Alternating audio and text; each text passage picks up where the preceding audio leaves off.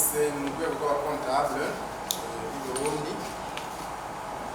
abakontable batari bake bahurikiyemo. Nyuma OPC ikaba yashyizweho n'itegeko ry'umukuru w'igihugu NDP presidentiel yo mu 2001. Numva yuko OPC imaze imyaka 25. Hanyuma ndetse iryo tegeko ry'umukuru w'igihugu OPC isanzwe ifise n'andi mategeko ayigenga, itegeko ngenderwako reglement d'ordre intérieur, amastatut, hanyuma itegeko ijanye n'imico myiza umukontable abwirizwa kuba afise, ariyo code d'éthique. Hanyuma ikaba yisunga mu bikorwa vyayo n'abamambe bayo amategeko mpuzamakungu, ico bita les normes professionnelles internationales, amategeko mpuzamakungu nk'uko ategurwa agashirwa mu ngiro n'urwego mpuzamakungu rw'abakontable yitwa IFAC. Mbere na OPC ikaba imaze kuba umunywanyi w'iryo shirahamwe. Hanyuma OPC irafise inzego, iratunganijwe neza n'inzego zirongoye, duhereye ku rwego ico twita Assemblée Générale, ihuriro rya bose. Hanyuma urwego nshingwantwaro ariko novuga Seno, Conseil National de l'Ordre, ikabaho ico bita bureau kigizwe n'umuperezida n'umusekreteri general hamwe n'umushinguzi. Hagacaho rero urwego rwa secretariat general ariko rujejwe ibikorwa vya misi yose, karongo mbere n'uyu twicaranye hano Monsieur Léonard Bigirimana. Hanyuma none OPC imaze iki, imara iki gihugu? OPC kuko bivuze kuva ikijaho yarihaye intumbero novuga nti mission. Icambere guharanira ubwigenge na kazoza keza k'umwuga wa comptable.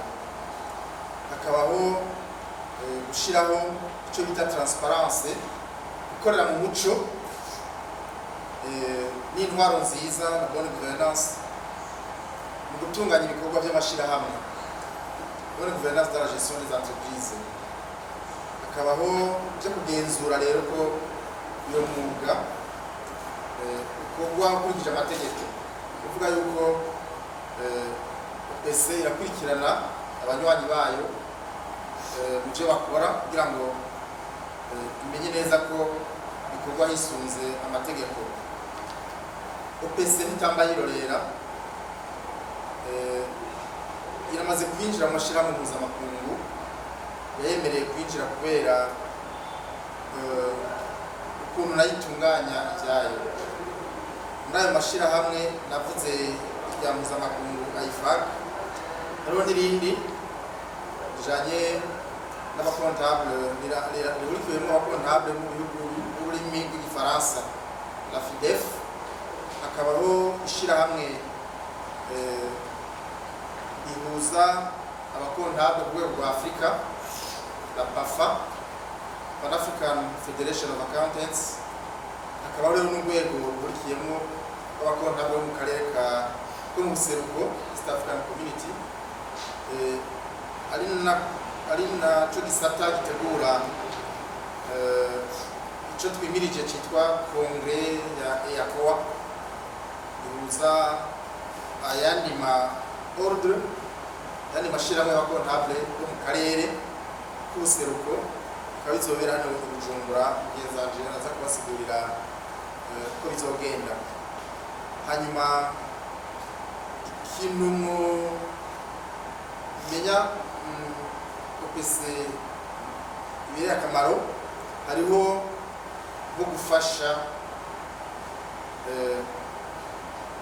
babita abatanga kori gukora ibiharuro byiza no kubyerekana kubishyira ahabona mu kijyanye declaration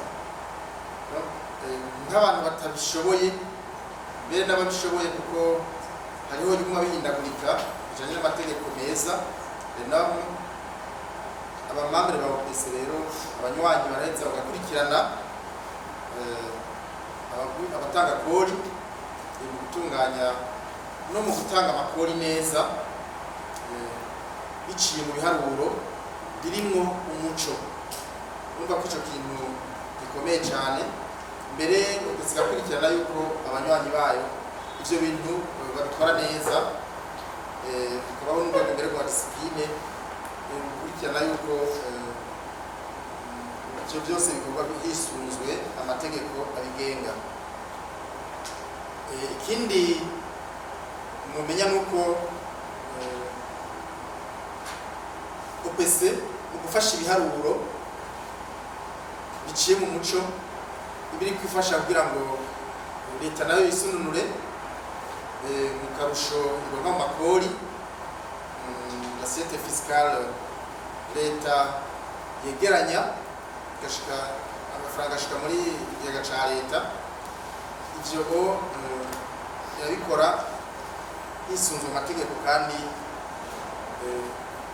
harimo no gucudika kw'amashirahamwe nka ba BRB banki nkuru hamwe na za OPC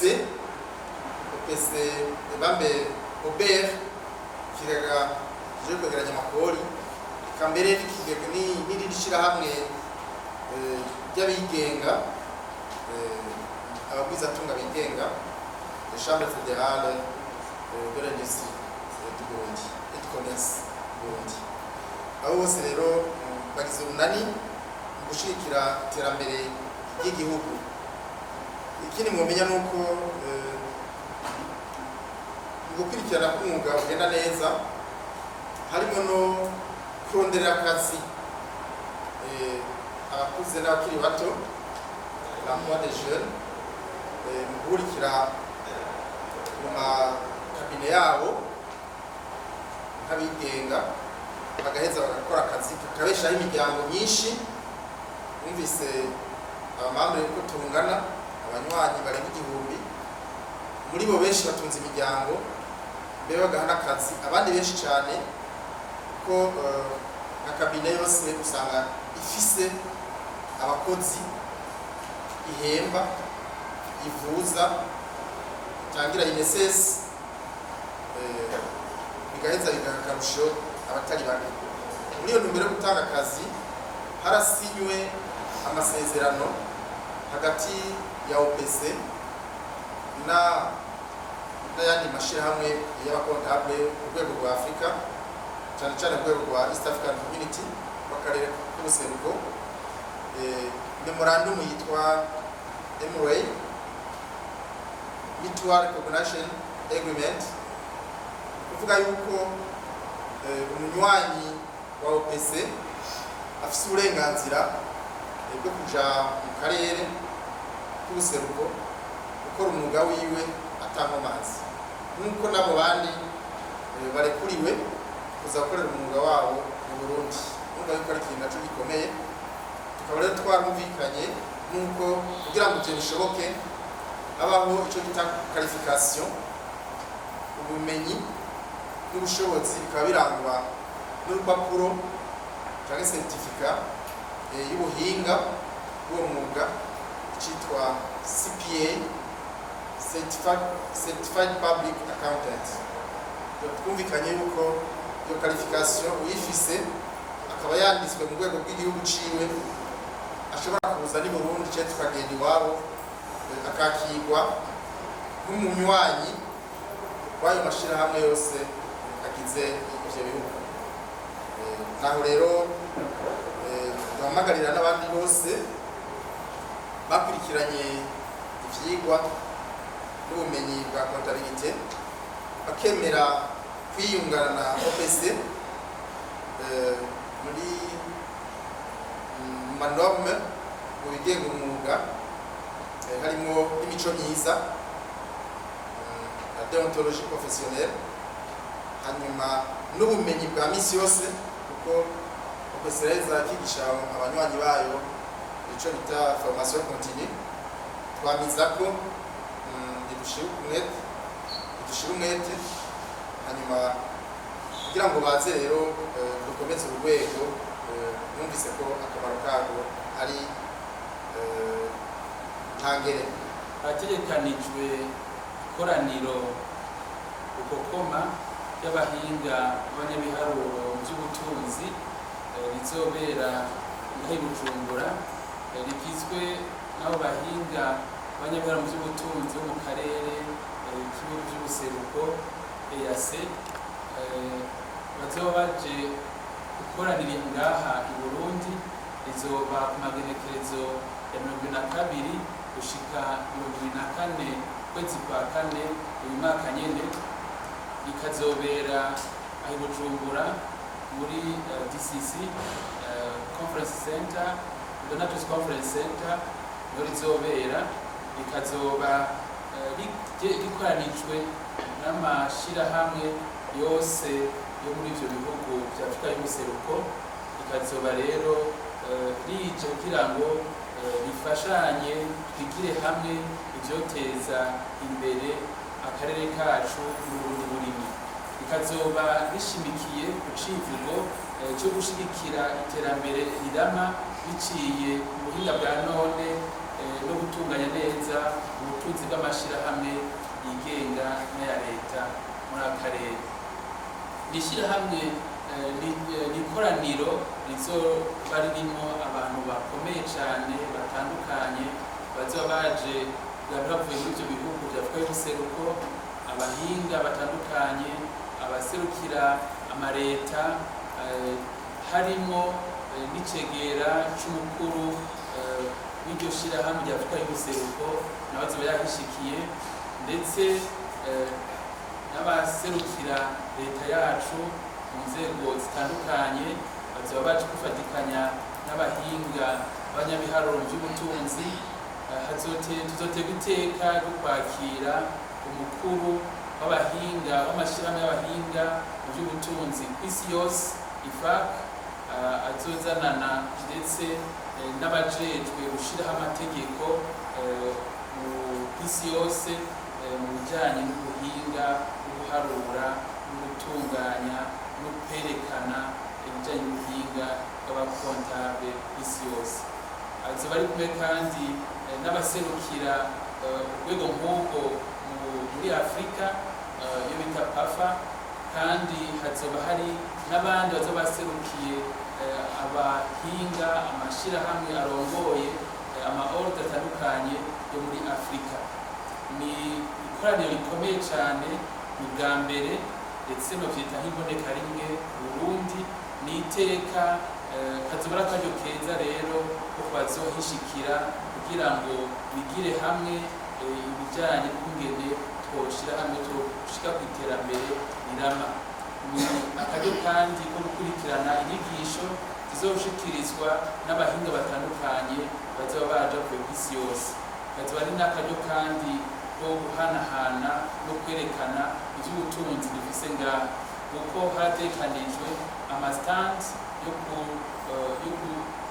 abadandaza, ama-institution atandukanye, amashirahamwe atandukanye yo kwerekana ivyo asanzwe arangura, kugira ngo abo bazoba baje bashobore kwibonera ivyo Burundi tubarushije. Kuko ni ikoraniro twitezemo abashika 1,500 bazoba baje bavuye muri ivyo bihugu ndetse no kw'isi yose.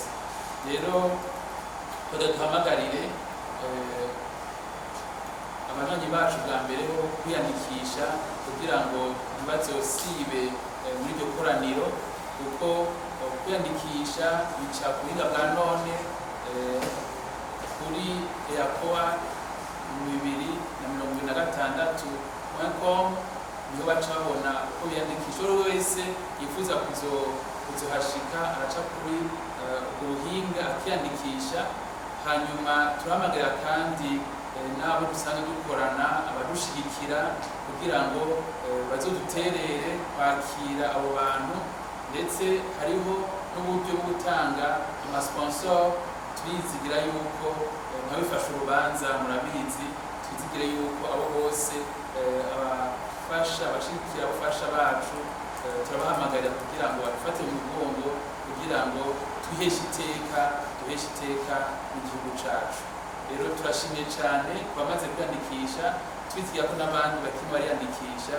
Tuhamagarira namwe bamenyesha amakuru kugira ngo dufashe gushikana kure iki gikorwa turimo turategura ngaha mu Burundi, kugira ngo hazoshoboke kuboneka benshi bashoboka abakozi. Nuko ije gushigikira abahinga, ije gushigikira ordre mu gisanzwe irangura. Ni ikimenyetso cy'uko ivyo dukora, intambwe dushitseko ishimisha amakungu, ishimisha akarere, uburyo bizigira ko bivanye n'uko abona twitunganije dukora, nabo boshiramo agacumu k'ubumwe, kuko ni bimwe bituma haba ukwizigira bagwizatunga bazana imitahe muri iki gihugu. Baca babona yuko hariho abahinga bashobora kubafasha mu bikorwa byabo basanzwe bakora, kandi ni n'igituma abahinga bacu Barundi baronka uburyo, baronka kwemererwa kuja gukora mu bindi bihugu, kuko baba bizigiwe bamaze kugaragara yuko Abarundi bashoboye, kuko bafise ukungene bitunganije, bagenzurwa, bakurikiranwa hisunzwe amategeko y'igihugu n'ay'isi yose. Ndashobora gushika ariko ntibiva kuri OPC, biva kuri OPC kuko OPC nikorana directement na Ministère des Finances, ku buryo mbere n'abagenzura ibiharuro b'amashirahamwe ya leta hari itegeko rivuga yuko baba n'abakomiseri de compte bakora ku rwego rwa leta nyine. Ariko OPC kubera ariyo ari urwego bashizeho kugira ngo ugenzure ibyerekeye umwuga wa kontabilite, bizogerageza kuza rubavugana n'inzego za leta kugira ngo baba abakorera leta canke amashirahamwe yigenga bagira ico bahurirako, notama ku byerekeye ubumenyi, inyigisho bahabwa kugira ngo ibiharuro bitanzwe bibe byisunze ubuhinga bumwe, les mêmes normes, kugira ngo uwo ari we wese yaba leta canke izindi nzego, les partenaires techniques zitanga uburyo, ivyo biharuro babironse bibahe umwizero ukwiriye. Urwo ruhara rero irarufise kwegera abo bose babazwa ivyerekeye ibiharuro vy'amashirahamwe n'amanorme abigenga kugira ngo bikorwe neza. Hariho ibisabwa bishasha bitahahora mbere kuva kera barakubwira bati ufise umukuru w'umutsindo impamyabushobozi ijanye n'ivya comptabilité, économie, fiscalité, ijanye no gutanga amakori, urashobora kuja kwiyandikisha ukaba umumambre ukurikije ivyo bagusaba. Ubu rero hari iciyongereyeko, ni ikijanye na formation professionnelle, ubumenyi bujanye n'umwuga nk'uko inzego mpuzamakungu zibisaba. Abakondable bose baremeye gusubira mu ishure kugira ngo bisununure mu bumenyi bwabo mu bijanye n'ico bita norme za comptabilité, ibiharuro, norme za audit, kugenzura ivyo biharuro, na norme d'éthique, imico myiza igenga ubukora n'ibindi vyigwa nyene bimakomeye. Iyo programme ikaba imaze gushika mu université atandukanye n'ama institut kandi twawe na OPC nyene. Urumva rero uko n'ayo mashuri afitaniye amasezerano na OPC. Ubu rero kugira ube umumambre ubanza guca muri izo nyigisho, hanyuma bose certificat canke impamyabushobozi bagaheza bakakwakira. Nta bindi atari ivyo. Ico caje mbere nk'impinduka kugira ngo twemerwe n'amakungu tube dufise mbere ico twokwita ikidodo ekashe international, ikidodo n'amakungu yemera. Pese uravye abanywanyi bayihurikiyemo nababwiye ko abo banywanyi bafise akazi kenshi ko muri iki gihe ho gushika mu wa gatatu n'akazi ko kugenzura kwegeranya ibiharuro amashirahamwe yose yo mu gihugu cose yaronse kugira ngo bishikirizwe hanyuma hatangwe amakori yisunzwe amategeko. Ivyo rero novuga ko OPC iriko irabigenzura ibicishije mu banywanyi bayo, ndetse n'ico rero abanywanyi bayo barafise imiryango batunze, amakabine y'abakontable arafise abakozi benshi kandi abo bose batanga amakori uko bafasha ko amakori y'igihugu yegeranywa niko nabo batanga amakori, nabo n'abakontribuwable n'abatanga kori. Umva rero haruye ama entreprise amashirahamwe akorera mu gihugu, abamambre abanywanyi ba OPC bagenzurira ibiharuro kugira ngo leta nayo ironke akoyobe abantu badekarara amakori biciye mu mategeko, kuko ari ibikorwa bikomeye cane mbere kizwi na leta kuko na kare niyo yashizeho uburenganzira kugira ngo OPC ishobore gukora ako kazi. Niyo reka kugira intambamyi, OPC iramaze kubona yuko hariho abantu bikika mu kiza bagakora kw'izina rya OPC atari abanywanyi bayo. Mu ntumbero yuko ivyo bintu bihagarara, OPC iramaze kugira amasezerano n'urwego rujejwe kwegeranya amakori kugira ngo iyo umuntu atwaye ibiharuro muri kubimenyesha abajejwe amakori haba hari ikidodo c'umunywanyi wa OPC.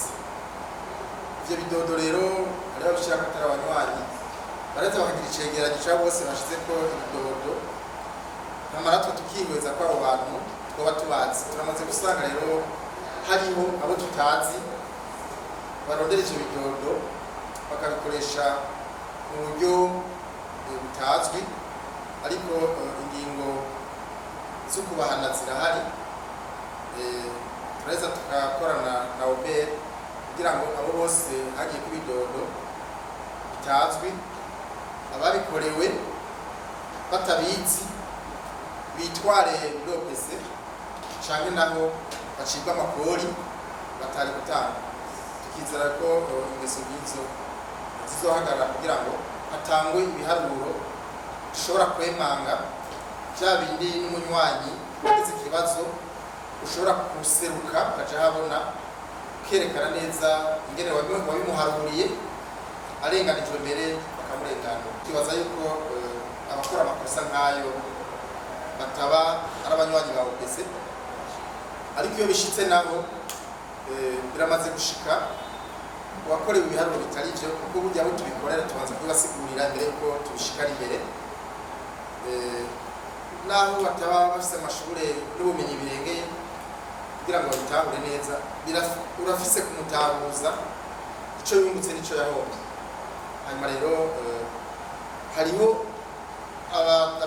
abitura urwego rwa OPC bakarega abanywanyi kuko batabakoreye ibiharuro neza.